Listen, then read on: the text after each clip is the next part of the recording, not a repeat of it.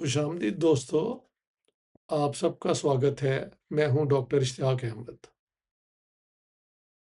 मैं जब सिंध प्रोविंस में गया, कराची ज़्यादातर और हैदराबाद सिंध में, तो कई सवाल वहाँ पे लोगों ने किए।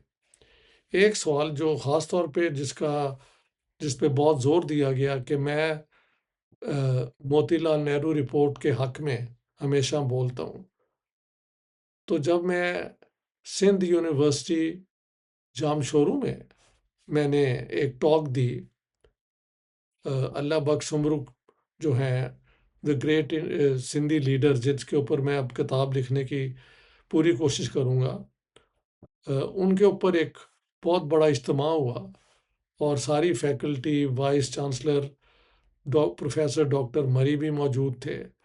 तो वहाँ पे एक कोलीग ने पूछा कि आप मोतीलाल नेहरू रिपोर्ट के बहुत हक में हैं, लेकिन उसके अंदर तो सिंध को एक अलग प्रोविंस बनाने के खिलाफ रिकमेंडेशंस थी, तो इस पे आप क्या कहते हैं? तो मैंने वहाँ जो कहा, वो मैं आपके सामने पेश कर देता हूँ। मैंने कहा ये बिल्कुल झूठ है। नेहरू रिपोर्ट के अंदर कहा गया कि सिंध प्रोविंस जो है, ये एक बनना चाहिए, सिर्फ इसकी आप फाइनेंशियल फिजिबिलिटी देख लें।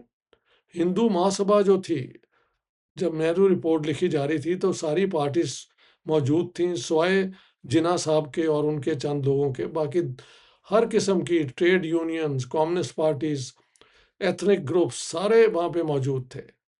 तो वहाँ पे जो रिपोर्ट पे लिखा गया, मैं पढ़ के सुना देता हूँ आपको, ताकि this should become clear. What did the Nehru report say about Sindh? Regarding Sindh मैंने जो लिखा है, the Nehru report dismissed the objections of the Hindu Mahasabha that it would mean a communal province, arguing that Sindh was bound to be a Muslim majority region and that was no reason to deny it separate status as a province. The basic criterion for redistribution of territories of the provinces should be the commonality of language. It observed, यानी Nehru report में जो observe किया गया वो सुन लें. Prima facie, Sindh is capable of great development. Karachi is likely to become a great harbor, and there are large tracts which are either uncultivated or not sufficiently developed.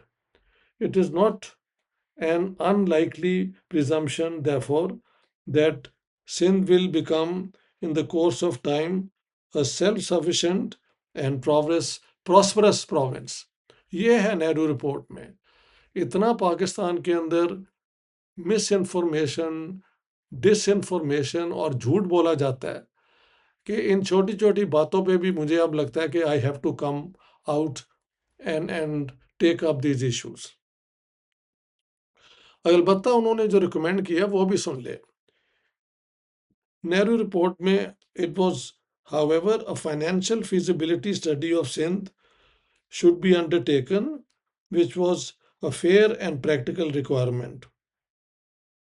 To balance it, the report recommended a feasibility report to investigate the demand for a new province of Karnataka in the south, where the Brahmin non Brahmin tangle created its own peculiar tensions. But the majority seemed to want such a province. तो कर्नाटका को भी province बनाने के लिए वहाँ पे ये ब्राह्मण, नॉन ब्राह्मण, और ब्राह्मण शायद नहीं थे चाहते कि तामिल जो है प्रेसिडेंसी, जो मद्रास प्रेसिडेंसी से अलग किया जाए.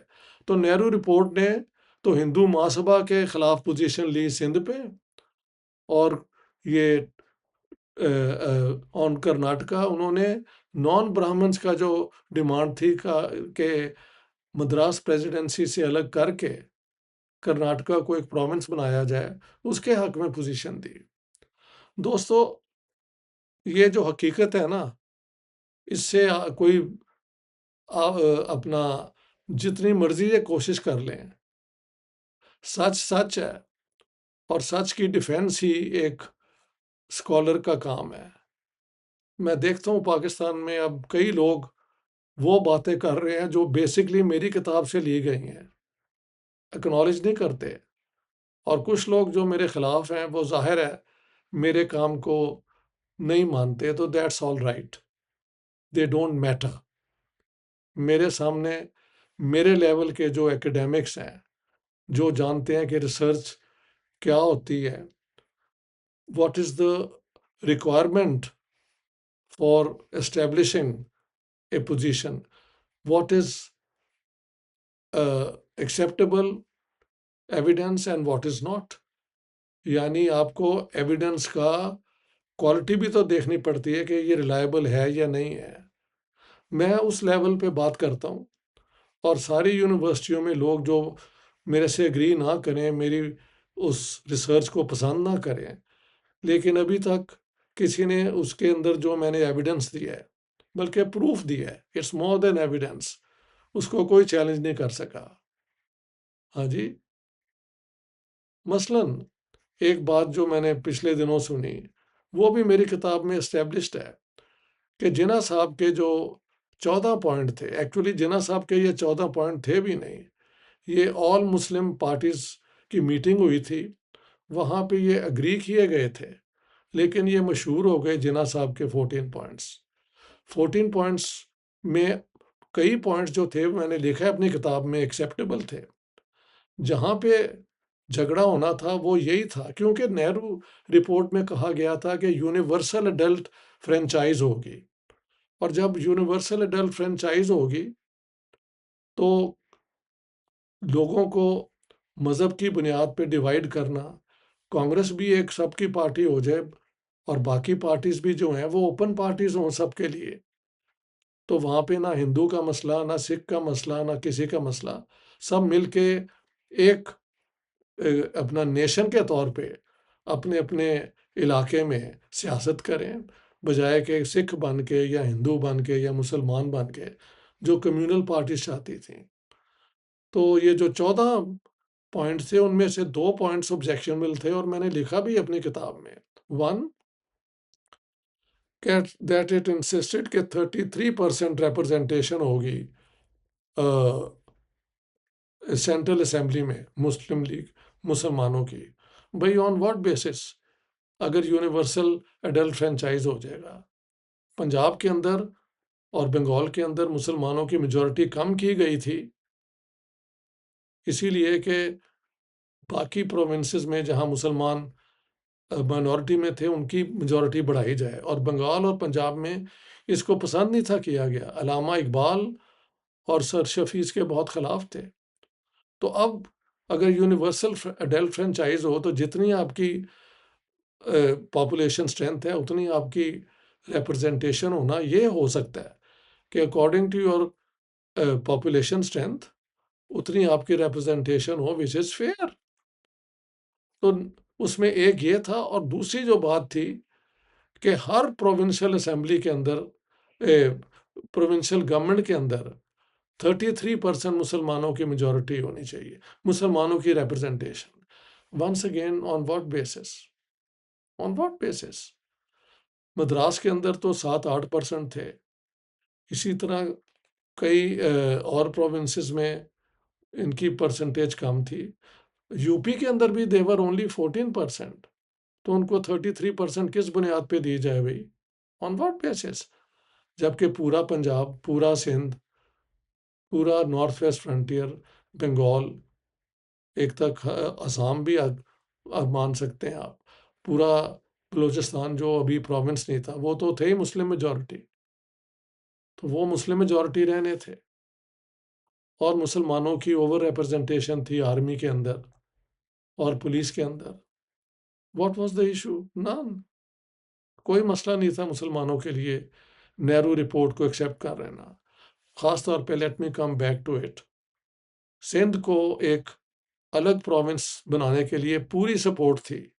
ना सिर्फ ये, बल्कि उन्होंने कर्नाटका के अंदर भी इस इशू के ऊपर ब्राह्मणों को सपोर्ट नहीं किया, जो चाहते थे कि ये सारा इलाका मद्रास प्रेसिडेंसी में रहे, जहां उनकी ओवर रिप्रेजेंटेशन थी।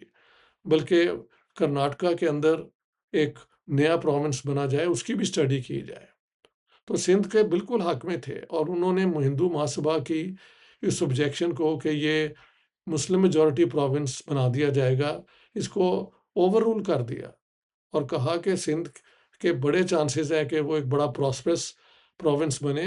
कराची इज़ ऑलरेडी बड़ी एक एडवांस्ड पोर्ट है और सिंध के अंदर एग्रीकल्चर लैंड बड़ी हाई क्वालिटी का है, तो ये तो बड़ा कामयाब प्रोविंस हो सकता है। सिर्फ इसकी इकोनॉमिक फिजिबिलिटी पे एक स्टडी की जाए, which is I think totally all right. जब आप अलग होते हैं एक प्रोविंस से, मतलब बॉम्बे से, तो देन क्या फाइनेंशियल रिक्वायरमेंट्स हैं, इस पे स्टडी करना क्या इसमें गलत है? तो let me underline it, underscore it, highlight it कि नेहरू रिपोर्ट में सिंध को अलग एक प्रोविंस बनाने के हक में पोजीशन ली गई थी, ना कि उसके खिलाफ। बहुत बहुत शुक्रिया दोस्तों, all the best for now.